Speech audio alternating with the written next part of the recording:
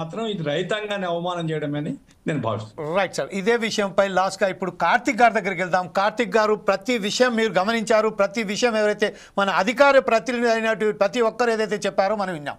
ఒక విషయం చాలా క్లియర్గా ఏంటంటే గత ప్రభుత్వంలోనే అనుమతులు దొరికాయి. దర్దాపుగా తెలంగాణ రాష్ట్రంలో ఇంధనాల ఫ్యాక్టరీకి సంబంధించింది ఇంతకుముందు ప్రభుత్వంలోనే సెంట్రల్ గవర్నమెంట్ ద్వారా అనుమతులు పొందారు. పొల్యూషన్ కంట్రోల్ బోర్డుకు, ఎన్విరాన్మెంటల్కి సంబంధించిన ఫారెస్ట్ డిపార్ట్మెంట్ నుంచి కూడా వారికి అనుమతులు పొందినట్టుగా వాళ్ళు చెప్తున్నారు.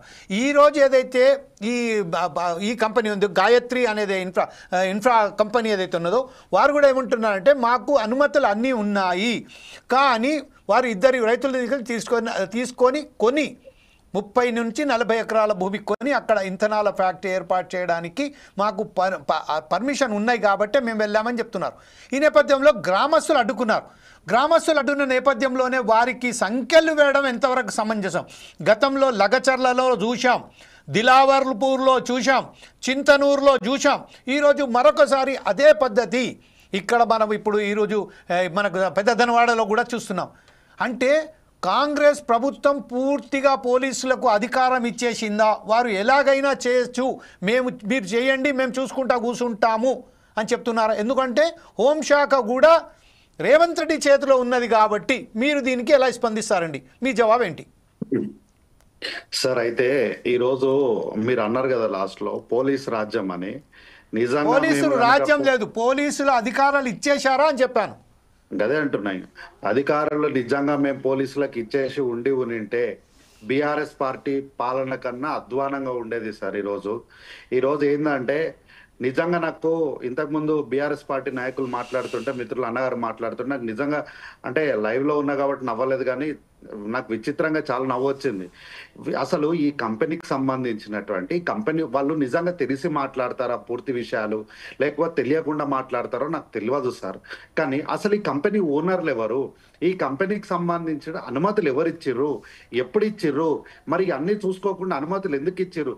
ఈ రోజు వచ్చి రైతులమైన వల్లమల్ల ప్రేమ చూపించే ప్రయత్నం చేస్తున్నారు. ఎంత హాస్యాస్పదంగా వాళ్ళు మాట్లాడుతున్నారంటే నాకు అర్థం కాలేదు సార్. ఒక విషయము, ఈ కంపెనీకి సంబంధించి అనుమతులు అన్నీ కూడా 2023 డిసెంబర్ కన్నా ముందే అనుమతులు ఇచ్చిర్రు. ఈ కంపెనీ బీఆర్ఎస్ పార్టీకి సంబంధించినటువంటి నాయకులదే. గత ప్రభుత్వంలో కేబినెట్ లో మంత్రిగా పనిచేసినటువంటి ఓ మంత్రి గారికి సంబంధించినటువంటి కంపెనీ ఈ కంపెనీ. కాబట్టి ఈరోజు దయచేసి బీజేపీ వాళ్ళు ఎక్కడ కూడా రైతుల పైన మాకేదో ప్రేమ ఉంది, రైతు బంధు ఇచ్చినాము, రైతు భరోసా ఇచ్చినామని ఇట్లాంటి జబర్దస్త్ కామెడీ దయచేసి వాళ్ళు ఆపేస్తే తెలంగాణ సమాజానికి, ప్రజలకు మంచిగా ఉంటది, మన రాష్ట్రానికి కూడా ప్రగతికి మంచిగా ఉంటది. కాబట్టి దయచేసి ఈ జబర్దస్త్ కామెడీలు ఇప్పటికైనా దయచేసి మీకు విజ్ఞప్తి చేస్తున్నా, ఆపేసేయండి. ఒక విషయం తెలుసుకోండి సార్, ఈ విషయము మీ పార్టీలో ఇప్పటికి కూడా వారు మీ పార్టీలో ఉన్నారు. వారు మహానగరం, హైదరాబాద్ మహానగరానికి చెందినటువంటి ఒక నాయకులు. వారు గతంలో టీడీపీ పార్టీలో ఉండే, ఆ టీడీపీ పార్టీలో నుంచే ఈ రోజు మీ బీఆర్ఎస్ పార్టీలోకి వచ్చి కనీసం రాజీనామా కూడా ఆ పార్టీకి చేయకుండా మంత్రి పదవి పొందినటువంటి వ్యక్తి. పేరు ఒకటే ఎత్తలేను, మిగతా విషయాలు అన్ని కూడా చెప్పేసిన. మహానగరంలో నడిబొడ్డున ఉంటారు వారు, వారికి సంబంధించినటువంటి ఫ్యాక్టరీ ఇది. అయితే ఈ రోజు రైతులకు బేడీలు అనే విషయంలో ఒక విషయం రాష్ట్ర ప్రజలకు కూడా మీ వేదికగా నేను ఒక ఇన్ఫర్మేషన్ చెప్తా సార్. ఎక్కడైతే బీఆర్ఎస్ పార్టీ ఎమ్మెల్యేలు అక్కడ అంటే ఎమ్మెల్యేలు నాయకులు ఎక్కడైతే ఉన్నారో వాళ్ళు కొంత అంతర్గతంగా మీటింగ్లు పెట్టుకొని కొంతమంది పోలీస్ అధికారులు ఎవరైతే వాళ్ళకు అనుగుణంగా ఉంటున్నారో వాళ్ళని ఐడెంటిఫై చేసి, పెద్ద స్థాయిలో ఎక్కడ కూడా అట్లాంటి ఇబ్బందులు లేవు. ఓన్లీ కింద స్థాయి అధికారులు ఎవరైతే ఉన్నారో వాళ్ళని పట్టుకొని ఇట్లాంటి చిల్లర వేషాలు వేస్తున్నారు. ఎక్కడ కూడా ప్రభుత్వం వీటిని ఉపేక్షించట్లేదు అనే విషయాన్ని చెప్పడానికి మీకు ఈ రోజు జరిగిన విషయమే కాదు, గతంలో ఆదిలాబాద్ లో కూడా ఒక రైతు పైన చెయ్యేస్తే మేము ఏం చేసినామో ప్రత్యేకంగా చెప్పాల్సిన అవసరం లేదు. ఒక గంట సేపట్లనే ఒక గంట సేపట్ల ఆ యొక్క అధికారిని సస్పెండ్ చేసి ఇంటికి పంపించినాం. ఇది మా నిబద్ధత. ఈ రోజు రైతుల పైన బేడీ లేయడాన్ని ఏంటంటే ఇది ప్రభుత్వం పైన ఒక కుట్రగానే మేము చూస్తున్నాం. ఎందుకంటే మిర్చి యార్డ్లో గతంలో వరంగల్లో మిర్చి యార్డ్లో రైతులకు బేడీలు వేయడం వల్లనే బీఆర్ఎస్ పార్టీకి అంతిమ దినాలు వచ్చినాయి.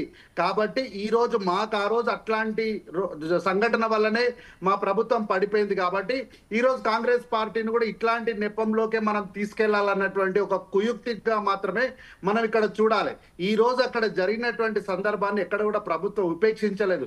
గంటల వ్యవధిలోనే మళ్ళీ చెప్తున్నా, గంటల వ్యవధిలోనే ఆ చర్యకు పాల్పడినటువంటి అధికారుల పైన మేము చర్యలు తీసుకున్నాం. ఈ రోజు అన్నగారుండి తుమ్మల నాగేశ్వరరావు గారు మంత్రి గారు రాజీనామా చేయాలని ఈ రోజు అడుగుతున్నారు.